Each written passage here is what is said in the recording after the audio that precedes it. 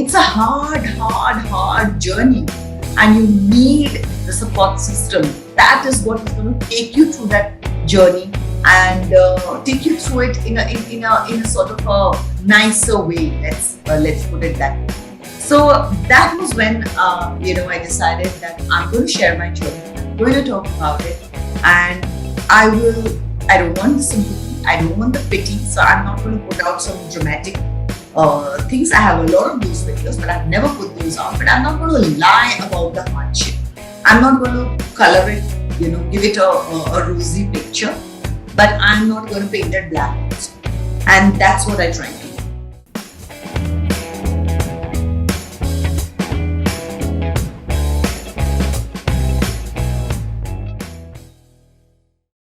Sonali Bendre, great to see you. How are you doing today? My pleasure. Good. Yeah, not bad. When I did my mass communications, one of the first things that we were taught was the so-called BBC School of Journalism and News, where we said we're supposed to be completely non-judgmental. We're supposed to give the facts out, and the audience is supposed to make up their minds on what is right or wrong. And even when you indulge in debates, you're supposed to just ask the right questions for and against the motion, and again, never pass value judgments. What do you think is, you don't have to take individual channels' names or newscasters' names, but what do you think of the existing news structure in this country? And I mean television news structure in this country as of now. So for me, I would say as a viewer or a listener or a reader of news, when you look back all over the world, I think there's always been a bias. I know they say that you should not have a bias and you should not have opinion. I get that. When you conduct a debate, you conduct it in a certain way. But I think biases and opinions were always there. And just that at that time, probably there were 4 papers and now it's 4,000. So the voice is so much more. And I don't think anybody's shying away from the bias anymore. Maybe I think what needs to be done is for me as a viewer or a listener, understand where the bias is coming from or understand where the leaning is. Maybe bias can be taken in a very negative way, but understand where the leaning is. And just try and read up on it from the other side and the third side and the fourth side and get the whole picture before you form an opinion. That's a very interesting answer. Why do you say that? I think it's an interesting answer because you're right. You're saying inform yourself before making a decision other than what you hear. Maybe get a third, fourth perspective. So I think that's... And I also really feel that it's not of today. It's just that we are acknowledging because there's so much of it. It's out there in the open, so we are acknowledging it. Earlier, we were just not acknowledging it or we were not aware of it. But leanings and biases or coming from a certain side was always there. I'm just happy you're back and you're working and doing what you're best at. I was a big fan. Growing up as a 90s kid, I was a big fan of your work. But I'm just curious. I'm just curious because Vinay Vaikul has also worked on Raveena's comeback. He seems to be fashioning a career out of comebacks of 90s actresses. Did that ever cross your mind? No, actually it did. But now when you say it, that's true. But what an amazing director, and it was such a pleasure to work with him because the cooperation and the feel. There's still something a little bit old school about him, which I really enjoyed and liked. That's nice, and it's a wonderful cast. I mean, I see these videos, these pictures of Shriya yourself. She's a lovely girl. Yes. She's also sparkling. She's a wonderful artist. Yeah. And she's also sparklingly intelligent, just like you. So I wonder what conversations are when you guys are just hanging out. I think it's fun, though I think I don't get enough time to hang out with her. She's so busy. But she's fun to be with and I really enjoyed working with her. Got to learn a lot from her, from Jaideep, the way they look at things, Things have changed so much and what they do, they're more used to this medium and the, if I can say, the rhythm of the way things are now. So it was very interesting to see how they do it and, learn from it. And as you said, she's a wonderful person and I'm very fond of her. Did you get many bound scripts back in the day when you were doing movies? What is that? Vasistas. Correct. But you're right. I mean, and it must really please you. I mean, also being somebody from whose family is in the movies, Goldie, yourself, it must be so pleasing for you to see systems and processes in place where an actor can just come and do her job and do what she's best at. And that change must be, so much for the better. Yeah, it was Goldie always insisted. He kept telling me over the last few years that, you're going to really enjoy the way things are done now. You will really enjoy the way things work now. This was the way you worked then when it was not the system and you worked that way. So because, we met on set, so he knows how I work. So he always said that I'll really enjoy, and he was right. I did really enjoy, kind of coming and doing this. Well, we have a mutual friend, Amit Ashar, and he says very vibrant things about your wonderful son. What does your son think about your comeback and the promos? And are you getting comments at home? Not yet. But I'm looking forward to him seeing the series and hearing what he has to say about it. You mentioned a very dear friend, Amit, and it's these are like Amit also was one of those people who in the 90s when he worked was different, and I think he would also he's also enjoying this phase and the way things are a lot more now. I believe you have seen press, which is I just did a quick Google before getting online with you. Mm-hmm. You have seen the original show. Yes, I have. We tend to sometimes over dramatize, the original material. How true have we stayed to the original material, and how much have we? Obviously, you have to Indianize it. But at any point, did you feel that there's a little more melodrama? Not at all. I think it's very real and it's very Indian. And I think the changes or the change of tone is as much as it will be in the two different cultures. And they're definitely two different cultures. So that tone difference will be there. But it's very real. And I think if you look at the newsrooms and whatever you see in the trailer, you can see that the realness of the whole situation. I think it's a very, very good adaptation. And I think it was a story that was just like so relevant for now and just waiting to be told in the Indian context. Women in news also fascinate me because they obviously start off as on-ground journalists. They don't all become anchors immediately. They have to work up the ladder. Some of them have reported from war zones, some of them from, fires outside the Mantralaya. And obviously, Ameena, your character has been through that entire grind. And she's now an anchor. And, she heads a team where she also has to nurture young producers and reporters. What is the most important thing about Ameena that spoke to you? Well, you're absolutely right about the journey of Ameena, because Ameena is editor-in-chief. And, when you're editor-in-chief, there's definitely to reach that position, you've gone through a certain amount of grind. You've seen a certain amount of success. And there's definitely a certain amount, there's a certain reputation for you to reach where you've been heading a place for a little while. And yet, just when you think that, editor-in-chiefs run the newsroom, and when I understood the concept of newsroom and how powerful the position is, it was exciting to see how that's getting handled, how things get handled in a newsroom, and to see the drama behind a headline. And when I mean the drama, I mean the human drama. There's so many hits and misses and loss and feeling good and the sadness, the relationships, the equation, the working relationships, the personal relationships, the working dynamics of all the various people involved in the team. There's so much of human drama that happens behind that headline that was extremely interesting for me to see.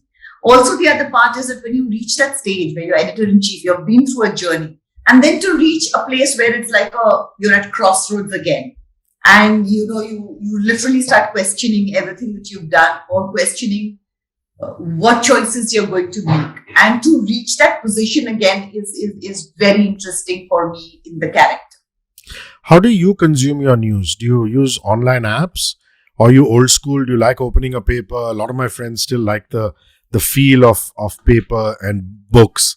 or are you just on your pad, or do you watch television? I'm old school enough to want to read the news, but I am new world to read it on my tab. Nice. And do you go straight to the sport pages, entertainment page first? Do you go to the editorial, or do you just skim through the headlines? Depends. Depends on what the topics are. I'm not a very sports person, unless, of course, Nadal is playing. Then I'm very happy when he wins. I'm his fan. So, yeah, definitely. I'm not much of a cricket person, but the family is. So, there is, there. So, we are all invested in it because son is, husband is, and etc. etc. But entertainment news, I don't even look at because most of the time it's best to not even acknowledge that it exists. Wow. Because it's unfortunately, I think we are treated as entertainment and not as anything else, which is very sad. So the best way to deal with it, I feel, is to just not read it and just not acknowledge that it exists. And most of the time that takes you through it. Sometimes there are good entertainment news when they talk about something good that's happening or something new that's happening. Then yes, it's interesting. But most of the time, things are changing though, because there's so much more and so many more, and there is enough place for different voices. So even in entertainment news, I can see the voices which talk sense, or in that sense, talk about the business of it or about the creative angle of it, which is very interesting for me. The part which is speculation and just salacious gossip, I'm not interested. Were you always like this? For example, when you were at the peak of your career, did you avoid reading entertainment news and Yes, just I did. focus on your job, do your shift, Yes, and come I back? did. No good comes out of reading something that you can't change, and then you carry that burden. So early in life, during this career, I learned to shut it out. Does broken news also talk about the business side of things? Because I know for a fact that during COVID, so many of my friends in news got laid off because it's all about the TRP, isn't it? I mean, you might be circulating the truth or fiction depending on the kind of journalism you follow. But at the end of the day, if the TRPs are not happening, people's jobs are on the line. I saw a little bit in the trailer, so I'd like you to comment whether that aspect of the news business is shown. Yeah, it's definitely there because that's such an integral part of the news business and such an integral part of the choices that have to be made or the pressures that come in. You know that. And it's very, very important to put that aspect of media, journalism, newsroom out there also. Because nothing is ever black and white. There are so many combinations and pressures or choices that are made by human beings. So everything cannot be always correct. And sometimes you make a choice and you might regret the choice later, but then it has been made and you have to live with that. Sometimes, you have no choice but to choose a certain path. So there are various combinations to it. And I think we've tried to be as authentic as we can. And that's what I mean, when I say, when you were talking about entertainment news, and I probably came across a bit abrupt about it because obviously a bit scarred by it. But that's what I mean, that, when you start bracketing it as, when you forget that there are human beings involved, then, it just becomes, it's painful and it's not fair. And I do feel that media is also like education or healthcare. It's a service-oriented business. So I understand it's a business, but probably maybe the profit margins needn't be as high as in maybe some other business. So these are the businesses where, they matter to the society. Education, healthcare, media is a fourth pillar of democracy. So these things matter. What they do matters. And to understand that there are human beings who can be flawed is very important. That's a wonderful answer. My dad, he's 70 plus, but he made a very interesting observation, and I want you to comment on this. He said, in the good old days, journalists were not rich people. I mean, they were middle class people, and they were actually the khadi kurta jhola types because they had very socialistic ideals, because they wanted to change society and they believed in the power of the pen and things like that. And over the sands of time, journalists, in particular television journalists, have farmhouses in scenic farms near Delhi, or farmhouses in the outskirts of Bombay, or live in high rises in Parel. And there's nothing wrong in that. I mean, everybody has to make a living, and if somebody is prosperous. But do you think the reason that news has become so judgmental is also because of the kind of money that is being floated around? Using this analogy that, उस जमाने में तो लोग झोला लेके खादी कुर्ता पहनकर, they used to go in search of the truth, and there were a lot of socialistic ideals in journalism as opposed to profit making. How do you view that? But when you say it that way, it gets me thinking that what happened? Why have the socialist ideals been changed? Because maybe society is changing, and maybe those ideals have not worked for the world. So I would not say that again. This is what I mean. The leanings were always there. If you go into a capitalist nation, they will fight tooth and nail and say that, but what is this? This is not something we believe in. So are they right, or are these people wrong, or are they right and those wrong? So again, this is what I'm coming to, that we were under the impression that there were no leanings. But you said it yourself, those leanings were there. That means you were leaning towards an ideology. How were you fair or non-biased? That means you were biased, and it's okay to be. That's what I'm trying to say.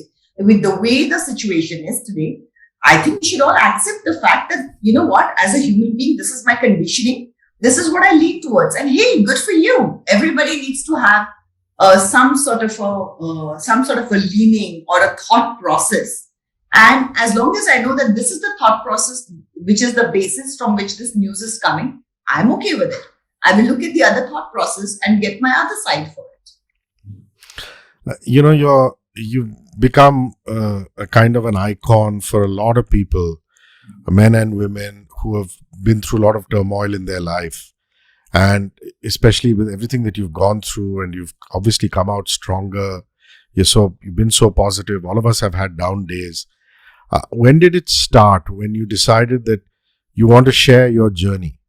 Couldn't have been an easy call to take, because from the looks of it, you're not an entirely private person. Neither are you really out there. I mean, you're not I want to go and have an airport look kind of person. Yeah. So I'm in between. Always. So did somebody in the family say, Sonali, you must go and share your journey with people and see how you overcome this? What you said, neither private neither completely private, not completely out there. Because I am an extremely private person in a public life. So there's only that much of privacy that I can have, and I accept that. So there's a balance that you try to find, hence the feeling of, not completely there. So the reason that I put it out was because I wanted the narrative to be mine. I wanted it to come from my voice. I didn't want gossip and speculation around it. Then families are involved, child is involved, parents are involved. You don't want them to be hearing salaciousness around it, speculation around it. So I wanted it to be my voice. I wanted the narrative to be mine. I thought I'll put this out and then go into hibernation, hope to recover, and, just see where it goes. But the kind of response I got when I put this out, one I realized is that cancer is not really that rare as I thought it was. And I was shocked. I said, someone who's exposed, is educated, still is feeling like, oh my God, how could this happen to me? And realizing that it happens to everybody in all strata of the society. You could be rich, poor, middle class, whatever, cities, towns, villages, anywhere you see. And every genders, all kinds of age group. So there was nothing that you could say, oh, these get it or those don't get it. You can't say that. It's just prevalent everywhere. Yet nobody talks about it. We don't know about it because nobody's talking about it. And then I realized when, excuse me, when people were talking, when they replied to me, that they would hide it from the family, from the society, because there was a stigma attached. And when I realized that, and because I had shared it with my family and my friends, I had this amazing support system around me who had just come out there, and that was helping me. And I just felt so sad that people who were not sharing it would not have this support system, and you need the support system. It's a hard journey, and you need the support system. That is what is going to take you through that journey and take you through it in a sort of a nicer way. Let's put it that way. So that was when I decided that I'm going to share my journey and I'm going to talk about it. And I don't want the sympathy. I don't want the pity. So I'm not going to put out some dramatic things. I have a lot of those videos, but I've never put those out. But I'm not going to lie about the hardship. I'm not going to color it, give it a rosy picture. But I'm not going to paint it black also. And that's what I try to do. It's a beautiful answer. My last question is, what's on your phone? What kind of music do you listen to? Are you a Bollywood person, international music person? Just a lifestyle question before we wrap. Well, honestly, Goldie is the music person and usually go with when he comes and tells me, oh, I really like this, try it out. And that's what I do. But I would say that right now, with the loss of KK, which has been such a big blow, that is the music one has reached out to. Because it's so amazing, the music and that voice. And it's so shocking and unbelievable that he is not with us. Well, these are 20 wonderful minutes spent with you. Thank you. Unfortunately, my time is up. I wish you all the best. Everybody who's watching and listening, Broken News will be on Zee5 with Sonali, Jaideep, Shriya, and a wonderful cast. Thank you very much for your time. I appreciate it. From the 10th of June. On the 10th of June. 10th June. Thank you. Bye. Thank you. Bye-bye. Nice chatting with you.